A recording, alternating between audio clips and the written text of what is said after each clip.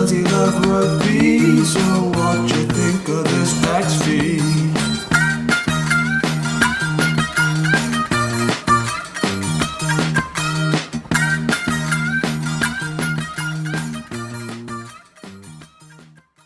We are back, another podcast.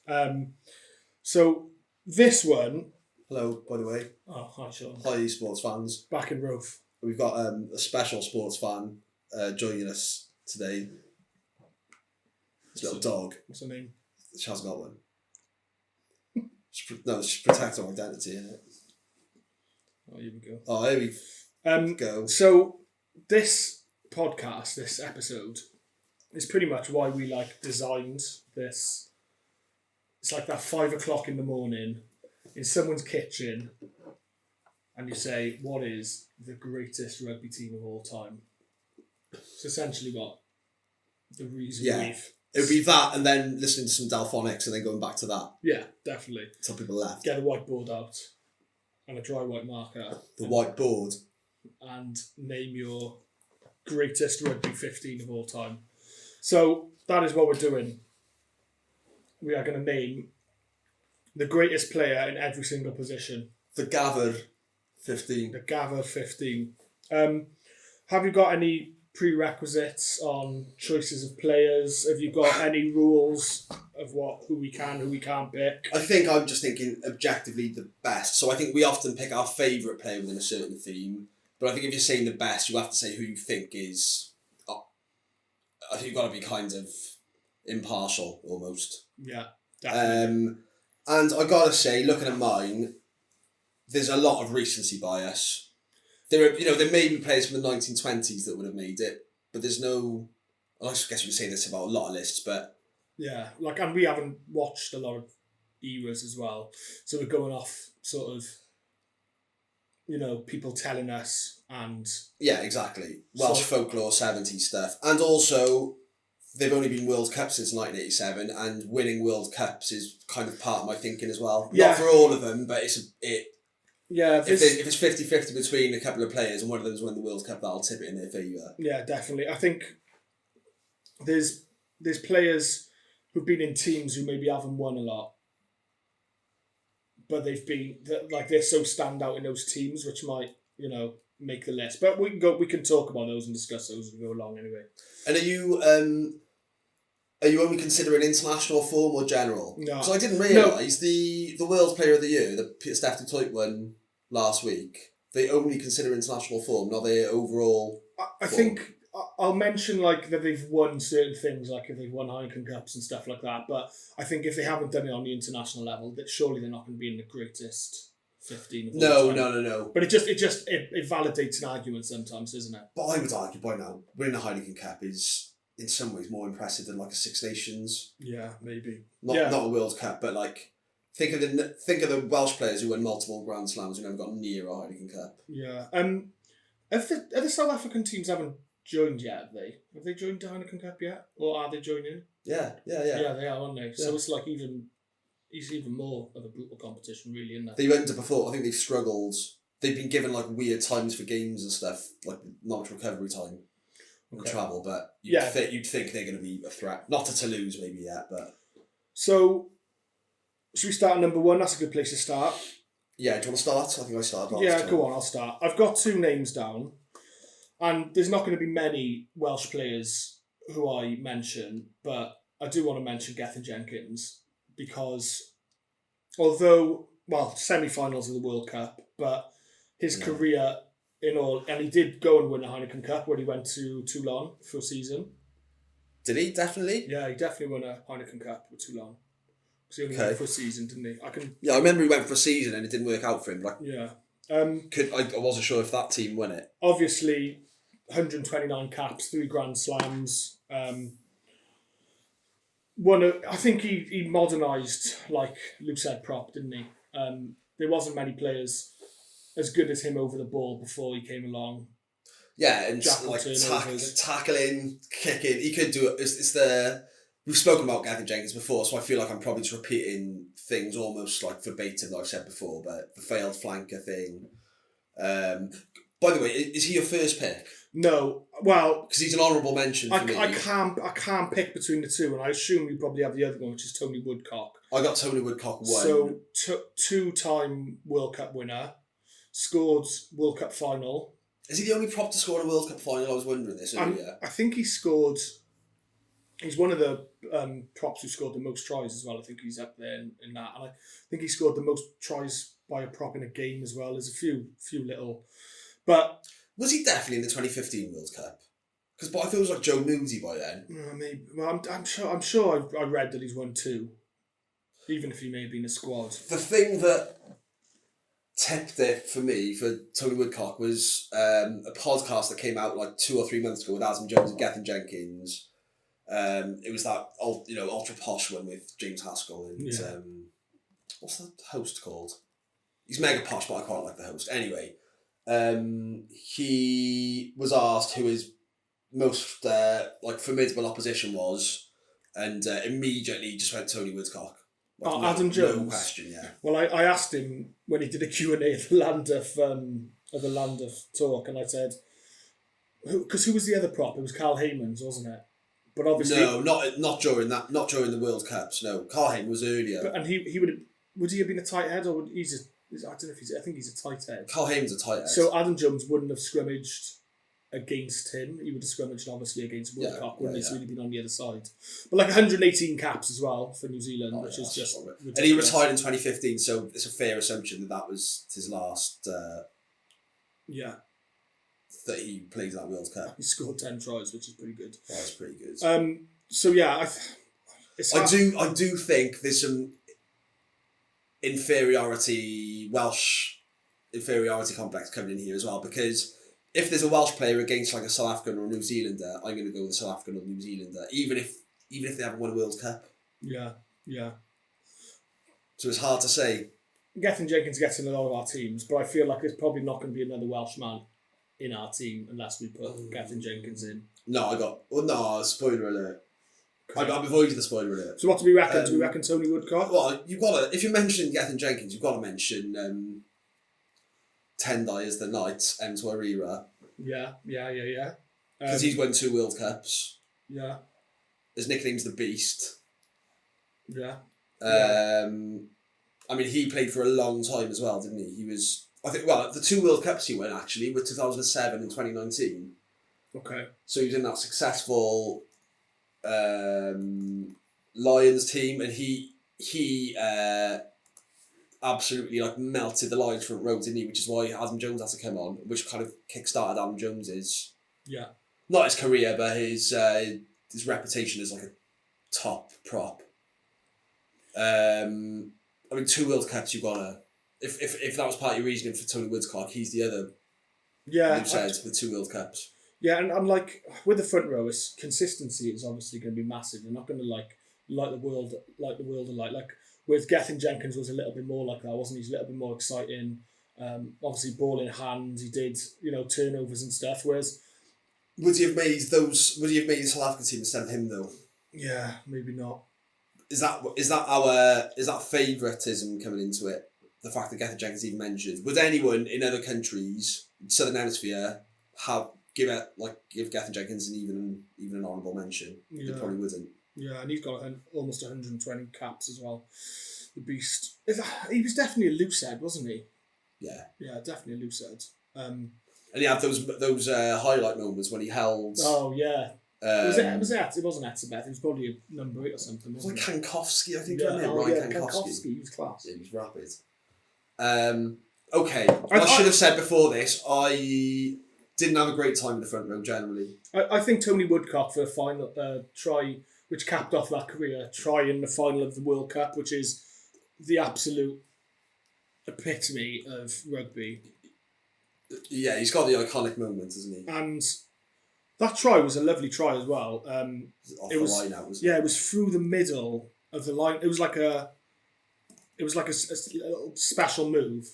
They threw someone up in the middle, I think, and then he just ran through the middle of the line out and just scored. It was like it was a lovely little try. Something, and I do like the balls of doing something like that in a World Cup final as well.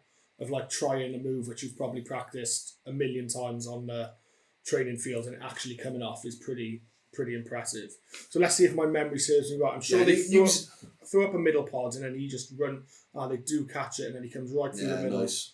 New Zealand were always like innovative. They were the ones known for being like that before Razzie Erasmus. Yeah. He's the king of it now, isn't he? But yeah, okay, we'll go Tony Woodcock. I think it's a good shot. Good kick with that collar as well. Right, okay. Hooker, do you want to start us off on hooker? Yeah, this is the one where I struggle the most. And I've kind of gone a little bit on what I've heard as stories that people have told. Not just about how good he was as a player, but like how good a captain he was, Sean Fitzpatrick. Yeah. He was always really good on jungle and rugby. It's again, I haven't got any real footage to watch where he's done anything special, but everyone talked about how nails he was, and I think that mid-90s New Zealand team that was expected to win the 95 World Cup, I think he was one of their best players, wasn't he? Yeah, and 92 caps. And another good kit, that. Yeah, I do like that. I used to have the white version of that, with short sleeves as well. Canterbury is from New Zealand as well, isn't it? So I think it's a New Zealand make. Is it top under here? Yeah. Just half of my lap. Yeah. But yeah, it's Canterbury's in New Zealand. 92 caps, World Cup 1987. 92 caps back then is loads as well, isn't it? I think, was he captain of that? He was captain of that World Cup winning team in 1987, or could have been would have been Zin Zambrook. No, it wasn't him. It wasn't either of them. Won a Lions series. Who was it? He won a Lions series as well, and I was reading he actually won 63 consecutive caps for New Zealand. So he started in 63 games in a row. Hasn't he got some like board roll for the Scarlets or something? Yeah, he has. And he I've seen pictures of people like in Llanelli having pictures with Sean Fitzpatrick, which is really strange. But yeah, I quite like him as a pundit as well. He's quite good. He's all right. Pretty vanilla, isn't he? Did you have anyone else? I'm to be saying vanilla, aren't I? John Schmidt, who I saw a lot more of. He was just a big, nasty, horrible bastard, wasn't he? And he could play tight at prop, which is pretty fucking mad. Yeah. Just that South Africa team, that Lions tour, even though it's one that the Lions lost, I think that's the one that stands out for me most of my lifetime as just like a full-on epic, brutal battle. Yeah, obviously captain World Cup, great hat-trick of great kits as well. It is. It's like that's a classic South Africa kit with the long sleeves as well, because they love their jackets and stuff, don't they? With the trim on their jackets. But that whip collar, it shouldn't work, but it does. Yeah, that's a good shout as well. And he prolonged his career. He came to Europe, didn't he? Went to Saracens, didn't he? And Claremont, I think, for a bit. And Claremont were really good. They had a ridiculous, when he came over to Europe, he was in some ridiculous teams. He did. Claremont's a good shout. Massive for a hooker, only 6'2". Yeah. He captained that team as well. Yeah. Their pack's good now, but their pack back then was ridiculous as well, wasn't it? Obviously, he won 2 Tri-Nations and a Rugby World Cup as captain. Obviously, the World Cup holds more kinds of prestige, but there was something about that Lions 2009 tour was just fully iconic. Yeah. Did you have anyone else? No, I wanted to say Mialamu, but then he was just one of those who was always in really good New Zealand teams, but I never thought that he was. I never remember watching a game thinking he is amazing. Triple R though. Oh yeah. The only other person I had down who I really like was Keith Wood. Yeah. So IRB Player of the Year 2001. Was he? He was the best player on the planet in 2001. Oh, that's. He's in the. I didn't know that. He's in the Rugby Hall of Fame. I don't know. Yeah, at one point he held the Rugby Hall of Fame. I bet it's got a pretty short list of people, or pretty iconic list of rugby players. And what's more prestigious, winning World Player of the Year or that? Yeah, winning World Player. I don't know how many people get put into the Hall of Fame every year. And he had the most tries by anyone in the front 5 international at one point as well. That's probably been absolutely decimated now. I remember at one point Colin Charles was the highest scoring. No, I think he's the highest scoring Welsh forward. No, I thought it was just forward of all time. Oh, was it? Full stop. Okay. But this could be bollocks though. This is front 5 though. Yeah, I know. And I didn't realise, and I don't know, he only had 58 caps for Ireland. But back then, there were fewer games, weren't there? Yeah, but it just feels like he should have 100 caps. He's 100 capper, like. I don't know.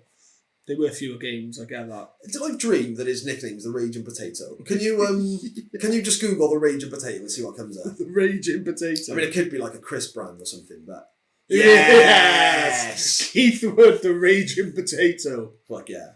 There's a picture with him with hair there as well. That looks very strange. It's a really nice photo of him below it, isn't it? He did some like iconic things on a rugby field as well. He was like a bit of a Gafr Jenkins hooker, wasn't he? Yeah, well, he used to like basically because he was good at kicking. There's like videos of him doing what would these days be a 50-22 and stuff like that. Yeah. And just being like, being a ball playing. I miss it. I miss Ireland being really shit. Yeah, well, that's the thing, isn't he? He was probably playing in a pretty bad Ireland team, but he was an absolute leader. Yeah, class. When he started for the Lions, didn't he? 2001 in Australia. Yeah. I'm not 97. When they beat South Africa. Yeah, so 2 Lions tours as well. But again, I just think he didn't win. Whoa. He obviously didn't win much with Ireland.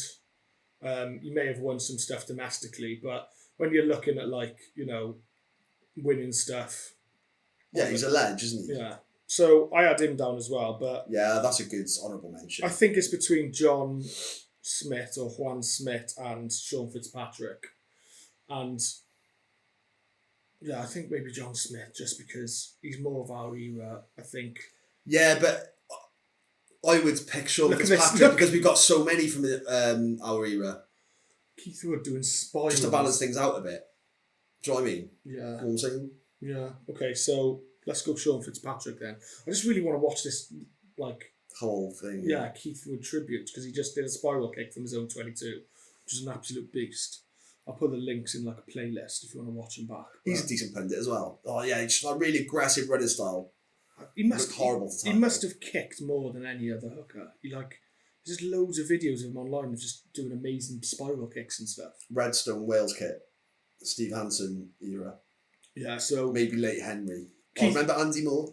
Keith Wood's definitely more of a cult hero than best hooker of all time. It's really fun. Yeah, so I think we'll go for Sean Fitzpatrick in there. Okay.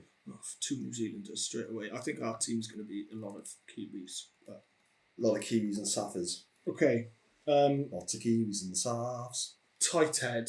So obviously Carl Heyman's is an option. Yeah. Adam Jones could be up there as well. I don't think Adam Jones was a complete enough player to be with the best tight end of all time. He was a good scrummager, like a cornerstone of that Wales scrum, but I don't know, you the best of all time needs to have more. And I would say, which leads me on nicely to the most complete tight end prop I've ever seen, the peak of their powers, maybe not so much at the moment, but Tag Furlong. 5 years ago, roughly, I've never seen anyone like him at tight end prop before. Yeah, and demolish people in the scrum, like outrageous skills. A bit like how Gethin Jenkins sort of modernised that loose heads prop.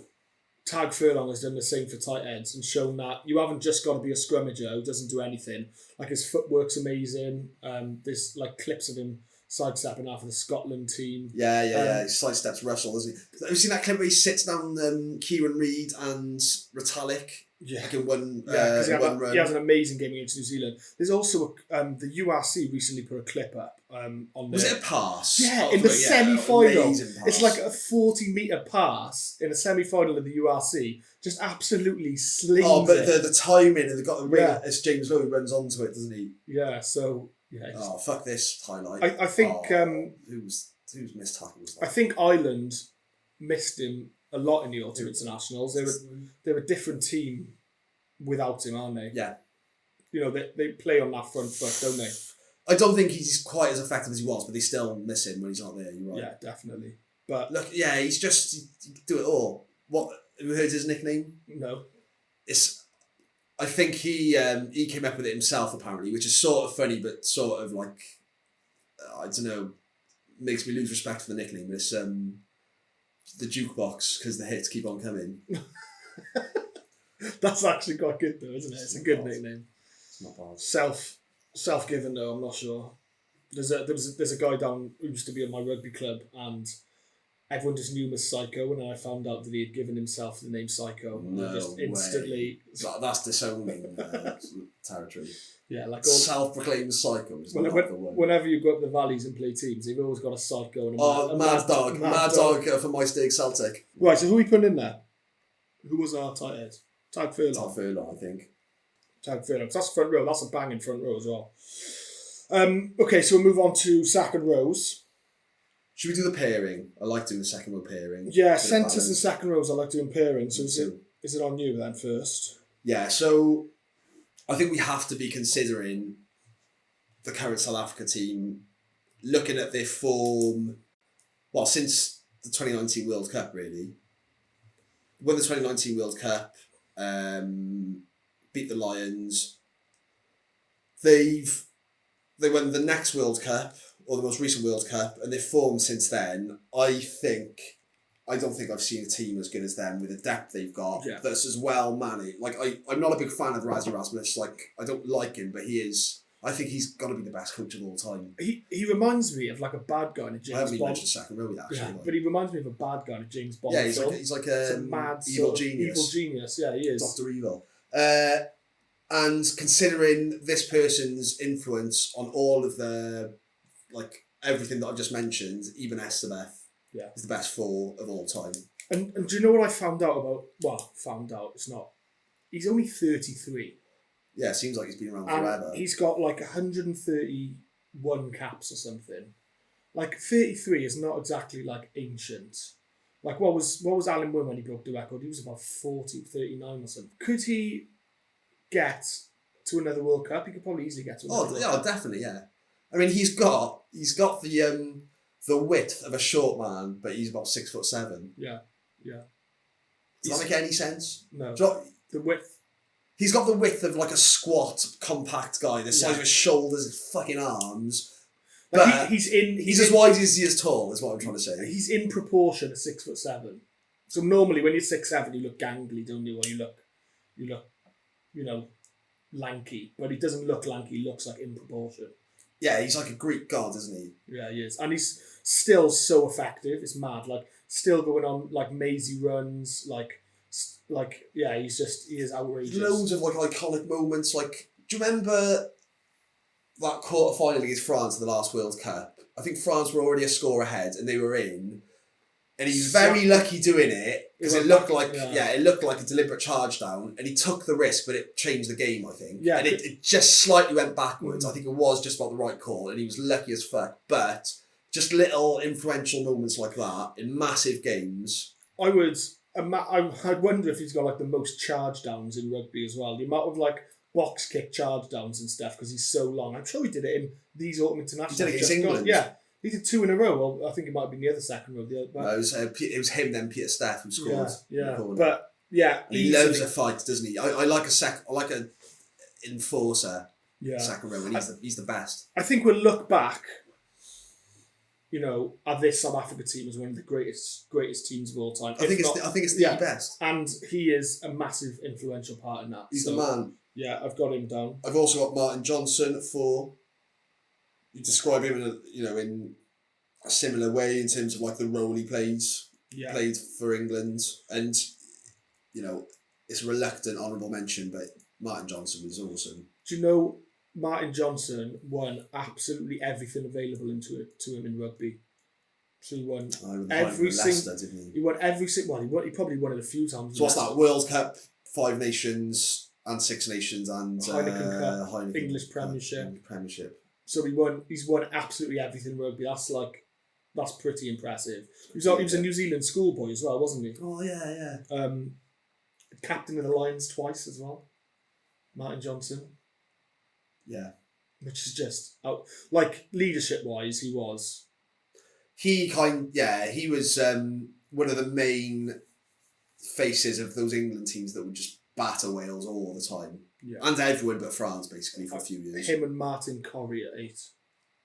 What, Delali? I think Corrie was... It was Delali at 8 mostly, wasn't it? Corrie came for a bit. I think Corrie was him with Leicester as well, wasn't he? Leicester, yeah. So, yeah, I had him down as a name. Go on, keep him And coming. 5, I think he's been mentioned on the poll a few times, or both of them have. I'm 50-50 between John Eales and Matt Field. Yeah, I think it's Matt Field at 5. Matt Field's the perfect 5 for me, and him and Esteban together. yeah. I think they played a bit together. John Eales obviously won the World Cup with Australia, didn't he? Twice, I think. I love the he's like cult, him kicking for goal and stuff like that. I think he's bigger than Colt. No, but I love the fact he was a forward kicking for goal. Like, you don't often have forwards kick. Well, you would never see it these days, would you? But yeah, he used to kick for goal, didn't he? Which was just absolutely ridiculous. And Yeah, he kicked to win the bloody Bledisloe.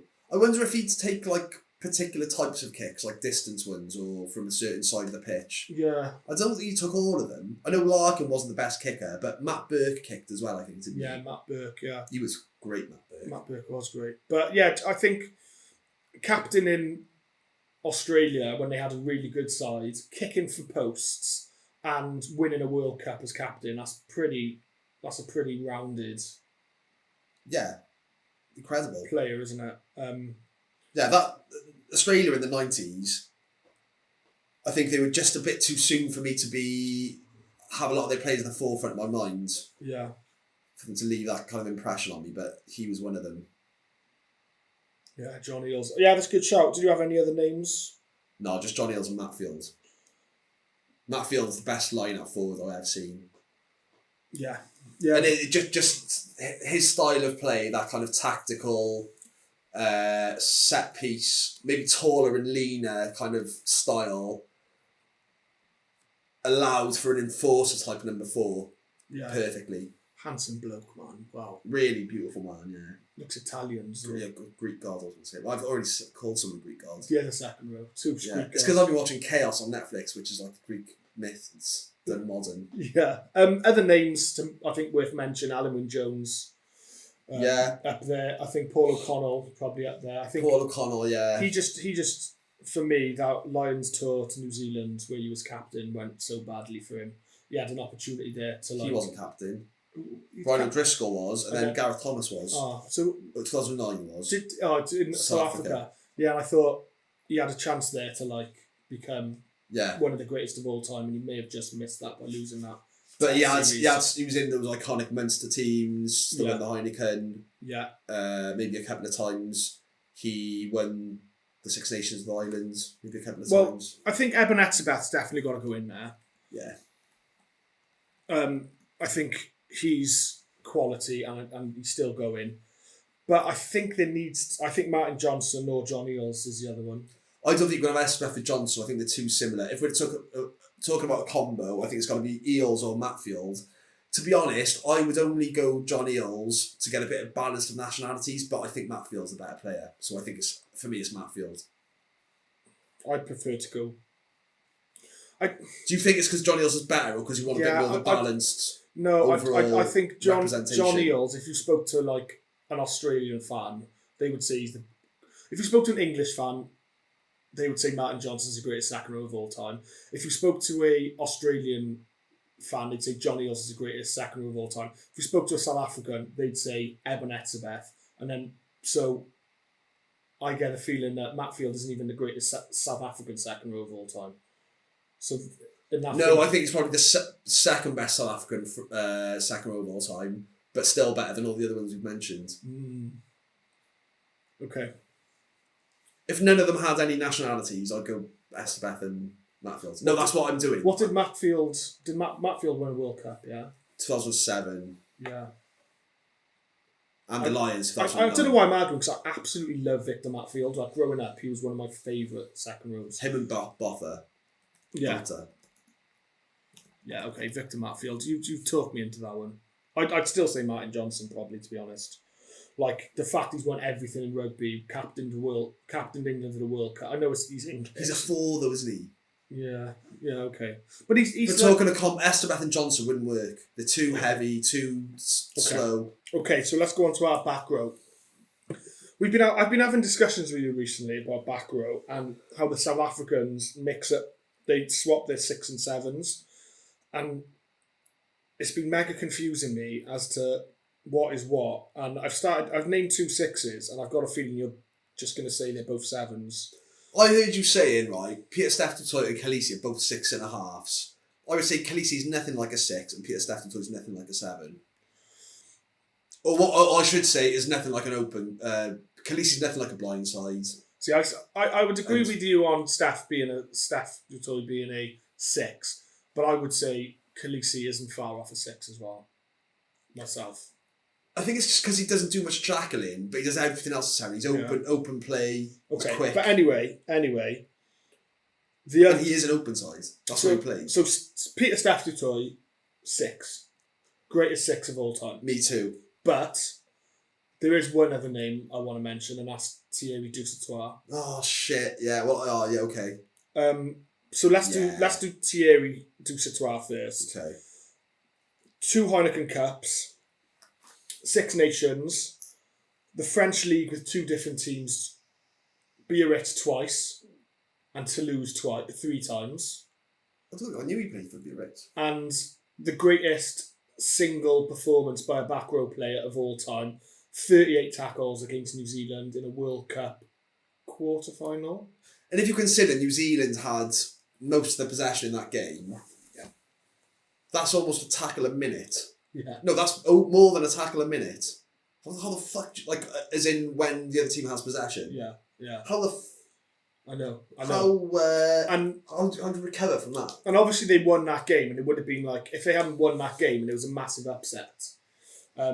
Although they had done it before France to New Zealand, hadn't they? But it was an upset. But just looking back at that performance, that is one of the best back row performances of all time. I agree. He shut them down, didn't he? But a set of full-on 6s before as well, just fucking tackles. Get up, fucking tackles. I love it. And but Peter Steph Dutoy, again, this recency bias, but again, in 10 years' time, we'll look at this team as the greatest team of all time, and he has won 2 World Cups. He's won the World Player of the Year 5 years apart, so 2019 and 2024. He's obviously won a Lions Test series and the Rugby Championship Prime Minister. So he is, for me, the best 6 to ever played. I agree. We talk about Estevez and the influence he had in World Cups. I mean, Peter Steph won World Player of the Year this year, as you said. The World Cup final, do you remember him shutting Jordy Barrett down twice? Yeah, he should have got World Player of the Year last year. It felt like they gave Ardy Surveyor a token win, almost like a pity win. And then how good he was in the World Cup before that. Yeah, and he was man of the match in the most recent World Cup final as well, wasn't he? Yeah, that's when he's smashing Jordy Barrett. Yeah, and he was that before. I know I've just said that performance by Dusautoir, but Peter Steph Dutoy's performance in a World Cup final is probably the best we've seen. And he is such a well-rounded player. 6 performers, honourable mention for Dan Lidger against France, 2012 Grand Slam. Well, the numbers in that game alone by Welsh players. Was it? I think you might be thinking of the Island. Oh, the Island game we saw in the old arcades. We had like 6 or 7 players with 20 plus tackles. Faletau, Lidget, Warburton, Charteris. Peter Steph Dutoy is sort of in his own league now, isn't he? I think so, yeah. And he plays second row as well. There's two positions in the back row. I think for me the number 8 was a little bit up for question as well. But if it wasn't for Dutoy over the last sort of 4 years, I think 6 would have been up there as well. It hasn't been I saw that there was a World Rugby asking who they thought the best blindside flanker was of all time, and Jerome Kaino won it. Well, I got him as an honourable mention. He was, he was definitely in the 2015 one. I think he was in the 2011 one as well. Won the Heineken Cup with Toulouse a couple of times. And I think he was one where his value kind of went up after he retires because New Zealand struggled to replace him for years after that. I think he got in the New Zealand team, didn't he? And then he was out of it for a bit and then came back, didn't he? And maybe. They haven't even like now. They still haven't found that six. Well, actually, maybe very recently with Satiti. Yeah. But they had like Shannon Frizzell for a bit. They even had Fafito, who plays for the Scarlets, and none of them could do what Kano could do. Yeah, and again, I think it's one of those ones. After they retire, you don't realise what you had. Yeah, exactly. Richard Hill as well. Yeah, 2003. I mean, he was at that point. I think he was the best of all time. Well, that back row was definitely awesome. So well balanced. Awesome. Yeah. You had just perfect back row. Like, none of this 6.5 or an 8-2 place out. None of that. They were just perfect for their positions. Delali at 8, Richard Hill at 6, and Neil Back at 7. And Richard Hill. I hated Neil Back, but like.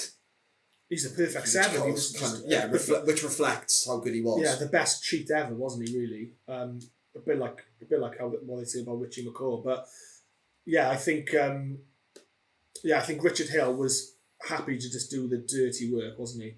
How good is Fassi look as well? Yeah, he looked really good on the weekend, didn't he? Talking of South Africa depth, they got Fassi now, LaRue, Dialendi, fullback, and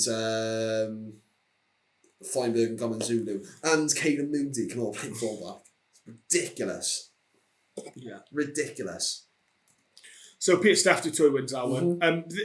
I think 7. I think it's on you. There's not much. There's not going to be much.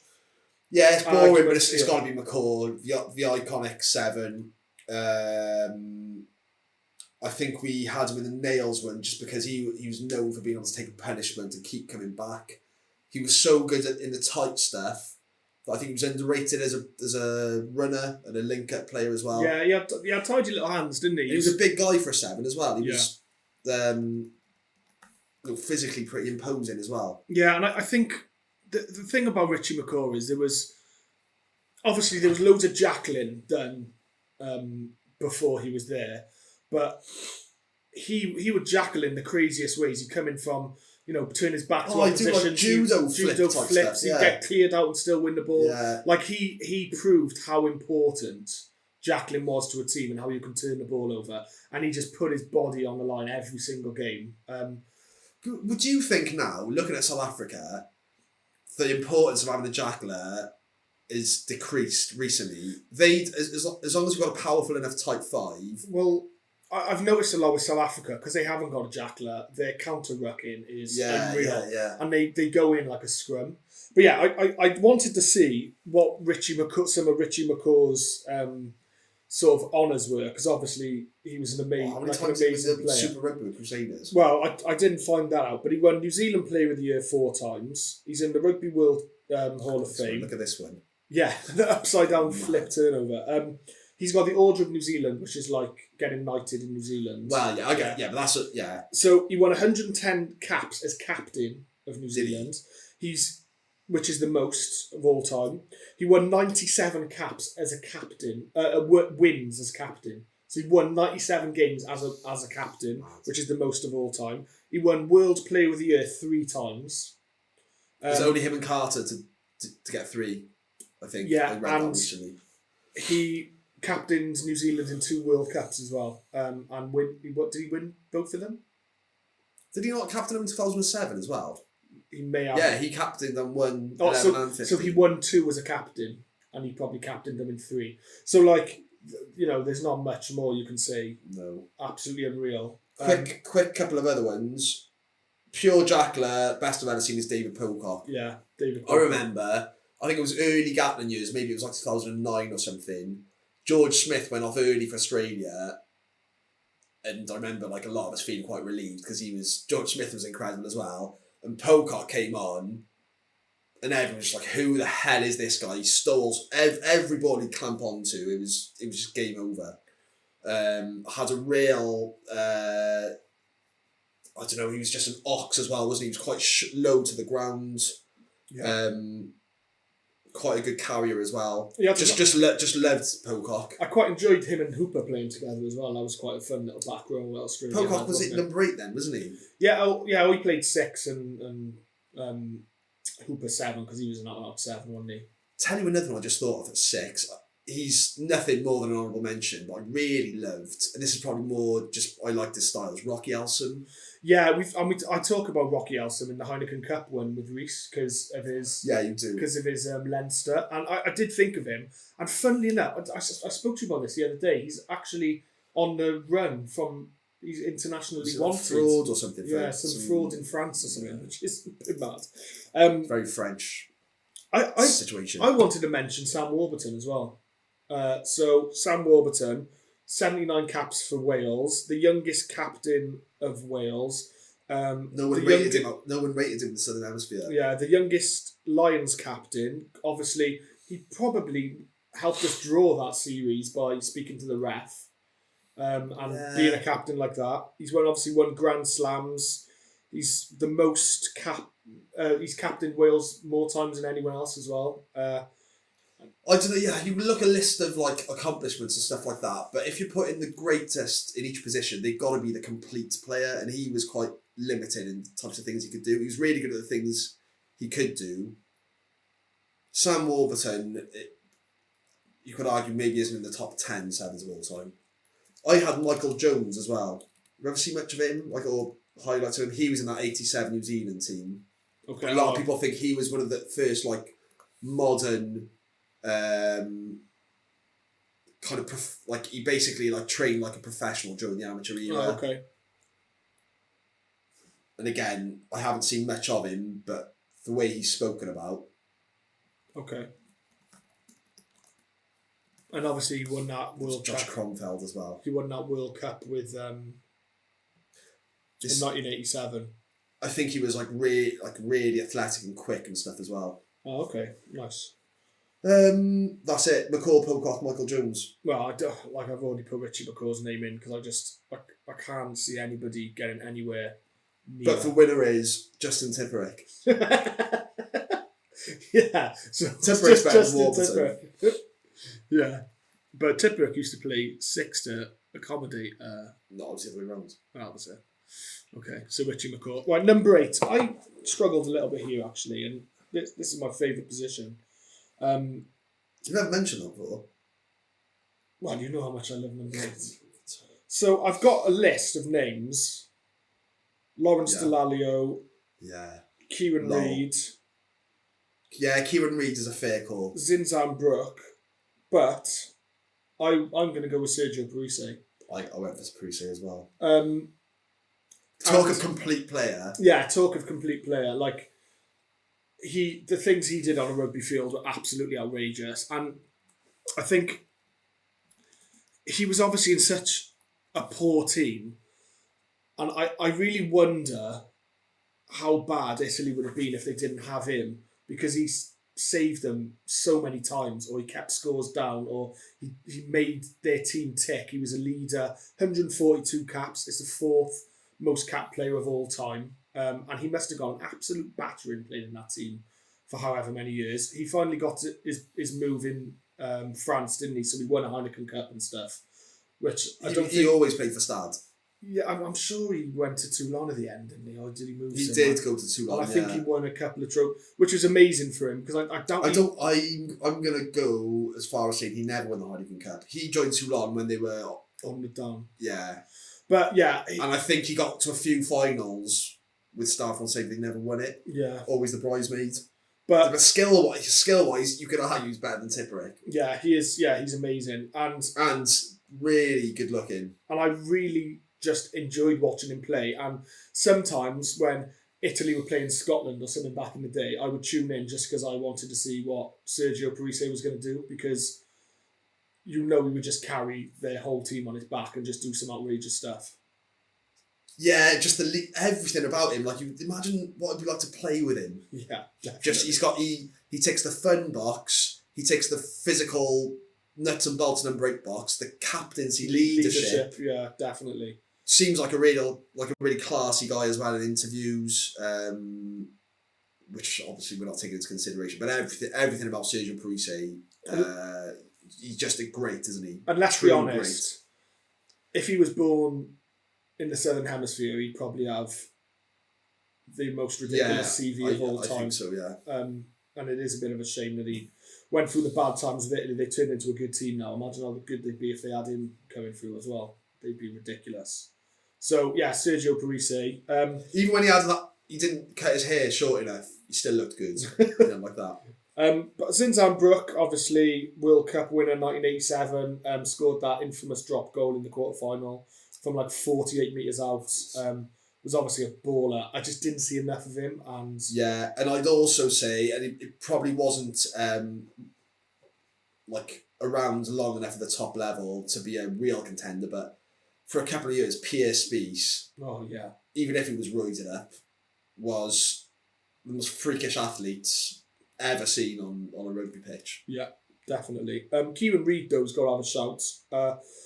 Some of the stuff he's done, I remember him coming back after 6 months off to play in that Lions series. Oh, and that flick to Aaron Smith off the back of a scrum. Yeah, fanatic. He won. I think he won a World Cup, didn't he? He did. Well, I think he won it 11 and 15, didn't he?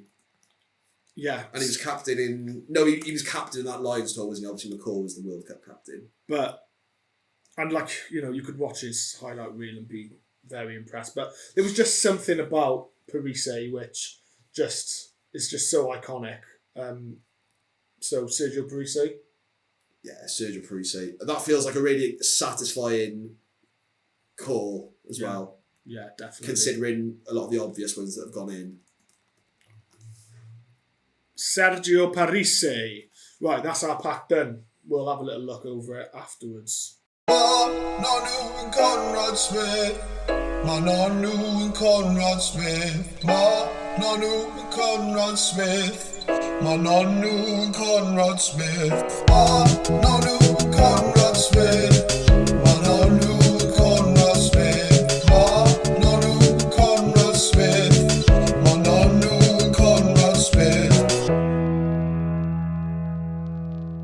I know who you're going to pick for this one, so I'm just going to play devil's advocate a little bit and give you some other options. I've got plenty of honourables. Oh, you have? Go on then. Fly some at me. It's... I can't remember whose turn it is. It's your turn. So I've gone for who I currently think is the best player of all time. Best player I've ever seen. He hasn't won a World Cup, but I think he doesn't need to have won a World Cup. Do we talk about him first, then, do we? Yeah, Dupont, yeah. Antoine Dupont. I don't know, again, I think I feel like I'm repeating things I've said before because I talk about him a lot, but you get a lot of great players who are amazing at one or two things. Any kind of characteristic you might want from any rugby player, he's amazing at all of them. He's amazing at all of them. Yeah, the one thing I will say, and it goes against everything I've just said about Parise, but he's won a couple of Heineken Cups and a gold medal in the Olympics in a different sport. So yeah, I think he does need to prove a little bit. I'm not considering the Olympics. Yeah, okay. But yeah, so I think France have got such a good team, such a good squad. They've got loads coming through. They really need to start winning some stuff. And I think if it wasn't for Ireland being unstoppable at the moment, they'd probably have some Six Nations under their belt. But the inconsistency of the past seems to have gone away a little bit, but it's sort of still there in the same breath as well, because they're not, not getting to World Cup finals. They're not they haven't won Grand Slams, and their team is just so good. And he, like you said, is the best player on the planet. It'd be really nice. It would seal the deal, wouldn't it? But I still think, as an individual, it's more than just down to him, and he's doing everything he can. He would walk into any team. Yeah. He's as strong as a lot of international hookers, I think. Yeah. You can kick off both feet, loads of crazy 50-22s. He'll 50-22 off his right foot, and then he'll do a crossfield kick with his left. Yeah. He's the only player I've seen who runs across the pitch, which you're not meant to do. He does it all the time, and he finds holes outside him. He can play 10. He can take kicks. Well, I think the reason. Who's the 10? The backup 10 for France who left the squad in the autumn. Jalibert left was because what they said was Thomas Ramos is playing 10. We've got that Le Garrec as backup 9, and if if Thomas Ramos goes off, then Dupont just goes to 10. So, But I bet Dupont's a better 10 than Entamac or Jalabert. yeah. If you gave him like a month to train there. Dupont and the Tamac together is such a joy to great, watch, man. yeah. I love it. But yeah, I agree with you. He is an unreal player, like easily the best player on the planet at the moment. Although we did have a quiet autumn internationals. Well, the games I watched him, yeah. But teams are starting to like, it's like in basketball, if a player's so good, you double team him, triple team him. Like they're so ultra aware of what he can do. It's impossible. But I think he'll just adjust again and find a new way to dominate. I went to this game, Cardiff. That's the best player I've seen like in the flesh ever. So honourable mentions then. I've got Dries van der Westhuizen. I've got down there. Yeah, me too. 1995 World Cup winner. He was one of my favourite players growing up. My old man used to rave about him and say he was such a glider. I loved him. Well, and he was a massive beast as well, wasn't Yeah, he? he was huge. Again, he was a different kind of second row, wasn't he? When everyone thought you had to be small and nippy, he was an athletic, big, strong, rapid. Yeah, he used to get away with like running into forwards and stuff because of his strength. And yeah, so I had him down as well. Gareth Edwards, there was a mention. So Gareth Edwards just done a Scrum 5 interview, hasn't he? So there's been a few clips going around on social media. I went down a Gareth Edwards rabbit hole, and there's some really good compilations. Considering I've seen a couple of them. Yeah. Considering it's the 70s, he has got some really good compilations out there, and the way commentators talk about him when he's scoring tries and stuff as well, and they're just like, "Oh, we've never seen anyone like this guy." Yeah. It's like, it's him again. Yeah, and one thing I would say, and this is such an impossible thing to say, but if he was born 25 years ago, I feel like he would be the best player on the planet right now. I feel like if he was in this era, because the way he's making these players look is just stupid most of the time. But it's easier to make amateur defences. It's easier to stand out against amateur defences. Yeah, but than what Dupont's doing now. We're not talking about standing out. We're talking about looking like you're playing against boys. Basically, he was so good, so fast. That's the same thing, though, isn't it? Yeah, I know, but do you know what I mean? If he went through the academies and he did looked after himself and he was a full professional, imagine how good he would be. Yeah, it's not just about the strength, condition, the fitness. Obviously, yeah, he would. You could train him to be in the same shape as these players now, but it's the defences and how well organised they are as well that you're playing against. It's just impossible to say, isn't it? Yeah, and I think I saw some clips of him playing 10 as well, and I've seen some clips of him scoring some mad drop goals. Yeah. And is it when he does like a cartwheel? Yeah. He's playing for like... It's a really shit cartwheel. For Cardiff it is. Yeah. But imagine trying to do a drop goal with those balls back then as well. They were probably so heavy. And yeah, I actually really enjoy watching his highlights. But he was around before I was even born, so... But that's the problem with the recency bias, isn't it? Yeah. Anyone else you had on your list? Yeah, I think. So I had Dupont, Gareth Edwards, Van der Westhuizen. Van der Westhuizen. How do you say it? Van der Westhuizen. Van der Westhuizen. I think Aaron Smith deserves mention as well. Fucking great player though. He would always tear Wales apart. Yeah, he's won. No, I think he's just won one World Cup, but he, in terms of service and stuff like that, just slickness. Yeah, getting the back line moving. He was class. His service was unreal. Another one, George Gregan as well. Gregan was a great player. He's an amazing Australian team. He deserves an honourable mention. But Barry Johnson looking good in these clips as well, isn't he? Yeah, well, that Welsh team, what I would do to be as effective as they are now, we are going through a bad patch, to say the least.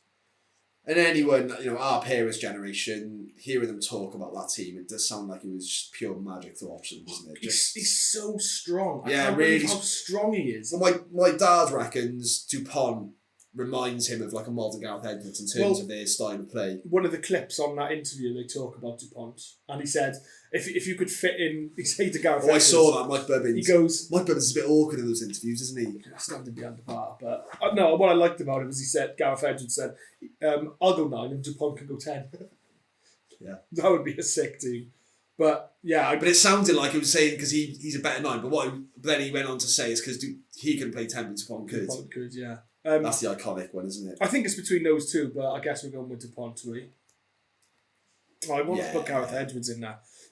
Just looking at this. I think Dupont's the best player of all time, so I can't let anyone else go at 9. Yeah, we're gonna some people are gonna not be happy with us. Not putting some of these older players in. I think you need to have a look and think about releasing the arguments we had about Dupont at the end of one pod we did. Yeah. Maybe for the Patreon. I had to clip it out. It was about 20 minutes of that. Oh, mate, it got.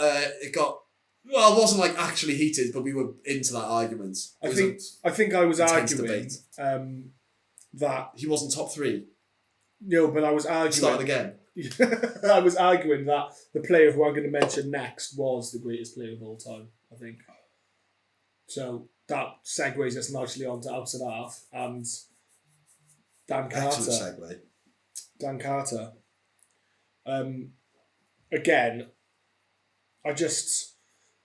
the way he used to take control of games and win games single-handedly was quite unreal. And the one game which you know exactly what I'm talking about is Lions. the 43 points. I think was it 43 points he scored? Didn't score 43 points. Did he not? Oh, they won 43 points, but he scored a lot of. He scored he scored a couple of tries in that game as well. And again, we're talking about complete players. 33 points. 33 fucking. He scored. He was that grubber went past Josh Lucy down the touchline. He won 2 World Cups, although one he did get injured and they had to bring in that Bath Fever. That Bath player in the final.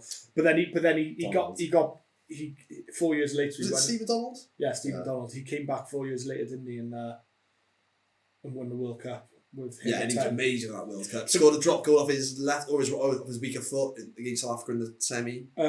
But that performance against the Lions, that's the greatest backs performance, I'd say. If we're putting Dustin Suarez as the greatest forwards, that performance against the Lions was I think that's fair. That's a fair call. 33 points in a test match against the Lions is just absolutely outrageous. Gavin Ensign. Gavin Ensign had a concussion, apparently. That's what his excuse was. Yeah, in his book he says he was concussed. He couldn't even remember that part of the game. Yeah, convenient. And Tanner Umaga was pivotal in that tour as well. But yeah, Dan Carter. I've also got Johnny Wilkinson down there for his. I got St. Johnny as well. I've also got Barry John just from the footage I've seen and the romantic kind of aura that he seems to conjure up when people talk about him. Yeah. People who watched him. Yeah, that's obviously that Wales Sanders team. Yeah, the little chip ahead. Just so composed. Just knew exactly what he was going to do. And Richie McCaw. I reeled off some of his honours. Dan Carter, I would probably put above Richie McCaw and the greatest of all time, because I just feel like in that position with all of that pressure, it's like you've got to do it all. You've got to do so much as a 10. The spotlight's on you more, isn't it? Yeah, and he rose to it every single time. Yeah, he was special player. I don't think we'll see many like him. Almost, it looked so easy for him. It was almost like a bit boring to watch, wasn't it? It was like watching a computer game. Yeah, well... Because he didn't have... even his style and his technique was so fucking, immaculate. Yeah, robotic almost. Yeah, exactly. Yeah, paint by numbers. I remember I went out to South Africa when I was 16 or something. Was that Carter Schools? Yeah, and we went to a test match. We went to New Zealand, South Africa. And when he first started his career for New Zealand, he was playing 12. And he sort of...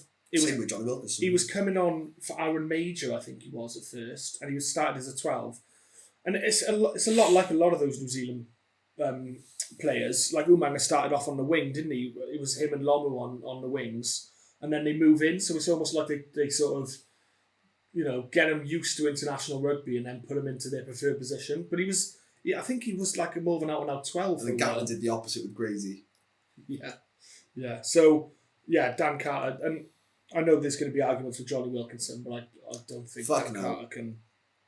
If anyone we know argues for Johnny Wilkinson over Dan Carter... No. they can do them. Right, do you want to do a little bit of a partnership in the centre then? Yeah.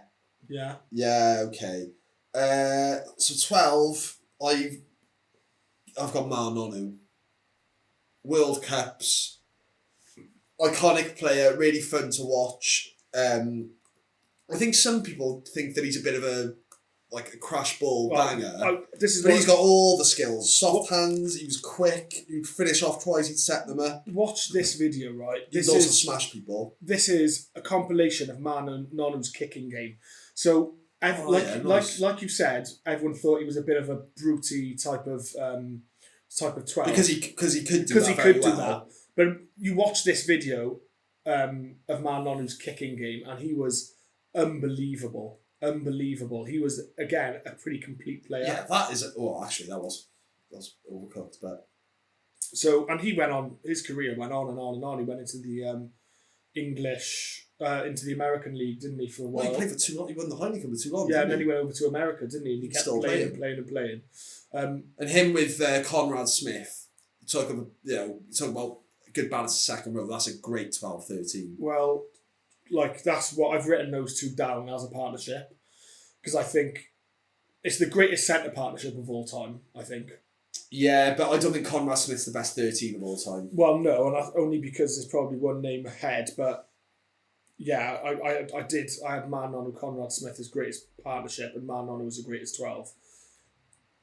Honourable mention for 12, pretty much based on watching them in the World Cup in 1999, was Tim Horan for Australia. I heard a lot of people talk about Tim Horan. He used to make so many line breaks, and he was a little bit... I think he was quite short and squat, but he was, powerful through the hips, but really fucking quick as well.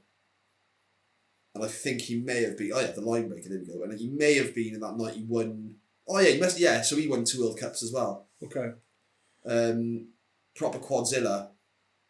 Yeah, I don't remember much about him, to be honest. It's hard for me to comment, but yeah, I've seen a lot. Look at him move. I've seen a lot of lists of him being down as one of the best 12s. I think he was Player of the Year in '99, or Player of the Tournament. Okay, Tim Horan. I had those were my two as well. What Gavin Henson could have been, honourable mention. Yeah, there's you can think about people like Aaron Major as well, who was amazing for New Zealand for so long. No, I don't think he was around for that long. He was in a couple of great New Zealand teams. You probably have to consider bloody Dialende, yeah. Yeah. But I think Man Nonu is the man, a great shout at 12. He's the man. So Man Nonu goes in. What about your 13 then? Boringly, I've gone Brian O'Driscoll. Yeah, I have also got Brian O'Driscoll. Complete 13, leadership. This try, for the Lions. Again, we talk about complete players. He could bang. He was rapid. Had some crazy skill moments as well. Yeah. He'd make things happen all around him. Yeah, it's funny. The kind of player you'd look to when things weren't going well for the team. He could spark something. Defensive plays like that. For the Lions, that iconic try where he line broke and beat the fullback. Yeah. I hadn't heard much about him before. No, he was like 20 or something. Yeah, and he just burst on the scene in that tour, and he was just unreal. And then he went on and on and on and on to just be the most influential Irish player of all time. Scored loads of tries. Had a phase where he had bleached hair and marigolds. He wore gloves. Yeah. Yeah, he was amazing. He's he's not even like a massive guy or anything. No, he's explosive. So good. Amazing career in Ireland as well. Yeah, look at that outside break pace as well. And that Munster kit was lush. That is silly. Lovely offloads. Don't like him, that's the problem. No, I think when you're talking of greatest 13s of all time, it's Brian. He's in there. Do you have any other honourable mentions? I did mention. Conrad Smith is my other honourable mention. Yeah. Yeah. John Davis. Fox? Not quite. No. You've got to consider would people outside maybe. No one outside Wales would put him in the top. I don't know. 13s ever. I think he was the best 13 in the world at one short period of time. But a lot of Southern Hemisphere countries always say about how good he was. Yeah, but we're talking the greatest of all time. Yeah, exactly. So Brian O'Driscoll definitely goes in there 13. Mark Taylor. First ever try in Millennium Stadium, Mark Taylor. Okay, let's go on to back three. I think we'll just do wingers. We'll do them all separately. I'll start with my... Well, my first one is between two, and it's between Dougie Howlett or Joe Roccathocco. So you're probably looking at right wing. Okay, so right wing then. So Dougie Howlett, I think, has got the record for most tries for New Zealand. He definitely did it at one point. At one point, he was... It might even be bloody... What's his name now? What's his name? Barrett. No. Sevilla. No, he's playing now and he scores pretty much a try a game. Oh, Talia. No, bloody hell. Jordan. Oh, Will Jordan. Let's have a look. Let's find out first Okay. who is the most tries for New Zealand. Doug Howlett, 26-year-old Crusader. He's played 24 fewer tests than Lamu, 40 fewer than Ioana, and he's got 49 tries and 62 appearances. Will Jordan's going to get there by the looks of it. But yeah. Dougie Howlett. He was so effective. It felt like he was the fastest person in the world. He just get the ball and he would just be absolutely rapid. Did he just Absolute finish try machine. tries off more than... I mean, I don't remember He wasn't much of a stepper. He was good support He was lines. rapid. He was absolute speed as well, really quick. He was good for Munster as well, wasn't he? Yeah, and yeah, he went. It was just a lot of this, though, wasn't it? Yeah, I loved him though. I thought he was. Which was what they needed because they had so many other creative players I was giving going it to to say, one place. isn't that what you want from a winger? Is just to score loads of tries? Yeah, but again, if we're talking the Gafr, Yeah, but most tries for New Zealand ever is got to be pretty up there with. I mean, have you not considered Colby? Yeah, I know Colby. Yeah, Colby's on my list as well. Is he more of a quirky choice than Colby? Because Colby now has won 2 World Cups, and he is watching this autumn. I think he's become like the complete. He can fucking hit. He's so good in the air. Yeah, he's a better stepper than Shane Williams. yeah, and yeah, like you said, against Wales in the autumn internationals, how good he was under the high ball for such a small bloke. We kicked really well to start with, like really competitive kicks. Yeah, and he won everything in the air. Considering his height, he's amazing. Yeah, no, he's definitely. I definitely considered him. I just Like that when he stepped Liam Williams in the Lions test, and when he stepped Farrell, World Cup final. World Cup final, okay, yeah. But I do love Dougie Howlett. I thought he was class, and he was class for a long time as well. I think that's more of a personal favourite, though. I think. Okay, so Colby right wing, yeah. For me, Clive. And then left wing. It's Joe Malongo.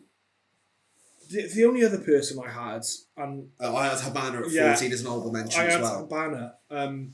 But he was just quick. Oh no, no, that's not fair. His chipping and chasing, his skill set. He was really good. He was, again, he felt like he was the fastest person on the planet. His chipping, his interceptions, reading the game was really good. He was really good at intercept. Yeah. And I think he won World Player of the Year one year as well. It must have been 2007 when they won the World. That's the chip and chase, isn't it? And he's really strong as well. Like I think it was maybe he lacked style, which is why I didn't want to put him in. You know that utterly annoying advert that he does? Secrets. And you know how he talks about... he turns defenders around. Yeah, no, he did some research that someone was slow to turn or something. Yeah, well, the reason why I think Jonah Lomu doesn't get in there for me was he wasn't a great defender, and teams did work out if you turned him and kicked behind him. There was loads. He's easily the best attacking winger of all time. But like you said about Colby being that complete player defensively and stuff like that, you've seen Brian Habana put some big hits in here. Jonah Lomu was just a straight up attacking player, wasn't he? But his ability to attack was so much better than anyone else's at that point. And the influence he had on the sport and his popularity as a whole, and the way the game changed with bigger backs coming into it, I think it's hard to leave Jonah Lomu out. Yeah, and like he is still, even now, probably the most iconic rugby player. Like the name. Yeah, he's the most iconic rugby player of all time. Yeah, probably. Yeah, I think you're right. Like, if you say rugby, he is definitely one of the first players you think about. Rugby. John Alamu. See? It works every time. So what do we reckon? Cheslin Colby, Jonah Lomu? I think that's pretty fucking good, yeah. Oh, I do love Brian Habana. I do love Joe Rockefeller. I do love Dougie Howlett. But You're allowed to love them. I love them all as well. No, I don't love... I love Joe Rockefeller. Yeah. I love Shane Williams. well, Shane Williams could be. I love Tane Basham. No, do you? Yeah. All right. So Cheslin Colby. Would that be 11? 14? No, Lomu's the iconic 11, isn't he? Yeah, true. He has 11 shadings with eyebrows. Did he? Yeah, do you not remember that? No. Can you Google that? Can we fact check that? Yeah. Just put Lomu 11 eyebrow.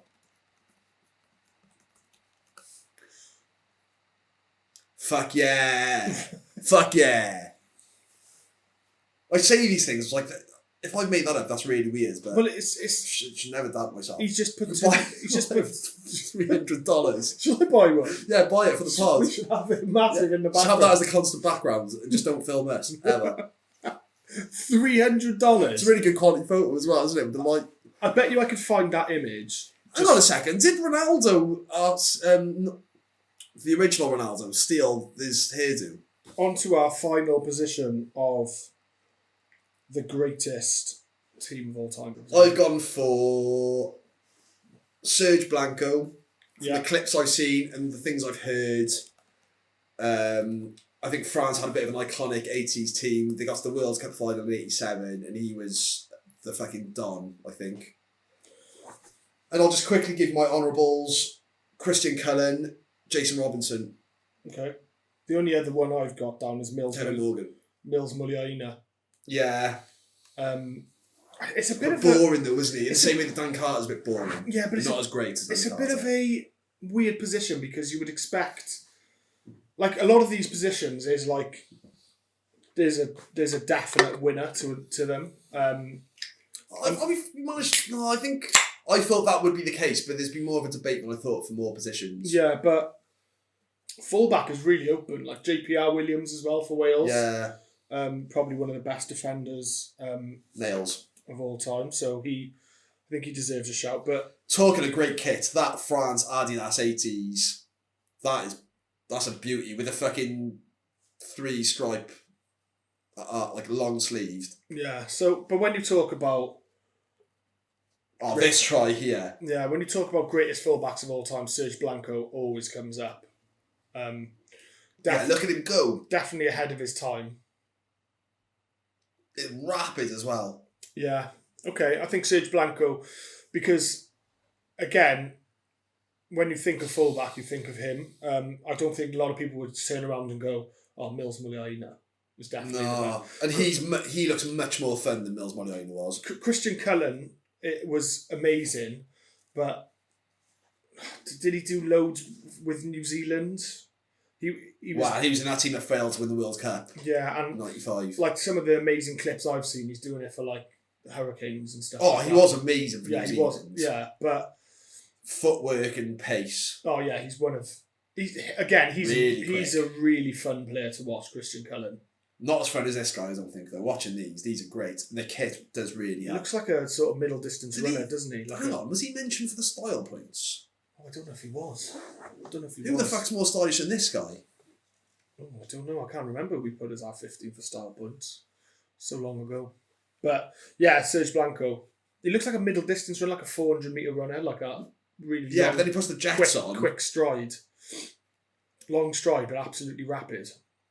Oh, 400. Yeah, 400 is right. I thought you meant like long distance. No, like a... Yeah, that's a really good shout.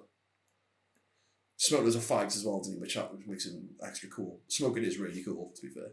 Yeah, especially when you're French. Okay, cool. So Serge Blanco goes in at fullback. No. Yeah, I think so, yeah. Yeah, I had him down anyway. So. Anyone else? No, I don't. Christian Cullen, Serge Blanco would be the two names that came to mind for me. So that is our greatest team of all time. the Gafr 15, Goat 15. I don't think there can be many arguments about that. Like, What's the most debatable? I would probably... I think Lomu and Colby, that feels right to Yeah, me. it does. The only one I would say is maybe Victor Matfield for Martin Johnson or John Eales. I think if you put Johnson instead of Estebeth, and he's no way going instead of Estebeth. If anyone's got any say on that, as if it's the listeners going to be anyone but us two listening to the video again, just to check it's okay. But anyone out there with better front row suggestions? I'm on it. I don't know if you are as well. Well, with the front row, I think I mentioned this before, but the modern day front row, you play 50 minutes. So like that South African front row at the moment, they might start one front row one week and another the other week, and then they just bring the others on. So it's more of like a unit of front row players. So it's hard to be like an individual standout player. Whereas back in the day, like a Tony Woodcock would play every minute.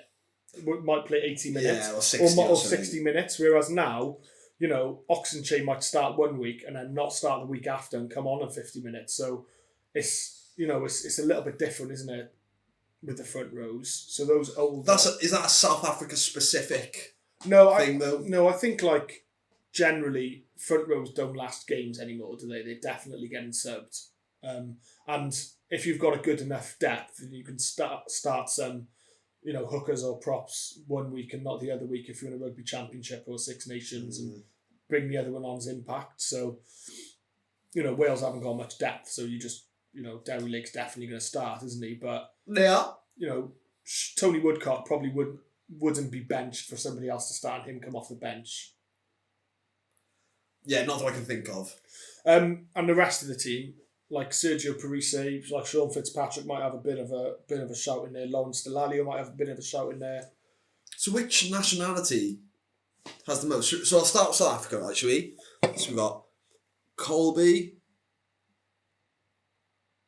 Estebeth, Matfield, and Toy. That's 4. I think it's more New Zealand, isn't it? So New Zealand, we've got Marnonu, Lomu, Carter, Woodcock, Fitzpatrick, McCaw. 6. Ireland 1. Ireland 1. Italy 1. France 1. Who are you missing? Hang on. France 2. Ireland 2. Because Furlong's in there as well. What the fuck? We got 2 Irish players in there. 3. Oh no, we didn't go Keith Wood. No. I've lost count of all. No Welsh players. We've got 2 Irish, no Welsh. That seems off, doesn't it? Should we put Gethin Jenkins in there for Tony Woodcock? No, because I don't think he's the best centre of all time. I just don't. There we are then. So we've got more Italians than Welsh. No, but Parisse is a special player. Special player, special teams, captain. A special man. Captain. Richie McCaw. Oh, yeah. Richie McCaw's got to be captain. Nobody has ever beaten that team, ever. Put that through a simulation a million times and no other team's beaten it. Well. Absolute pleasure. Bye-bye. Thank you. Oh, we bloody love rugby, so what do you think of this XP? Oh, we bloody love rugby, so what do you think of it?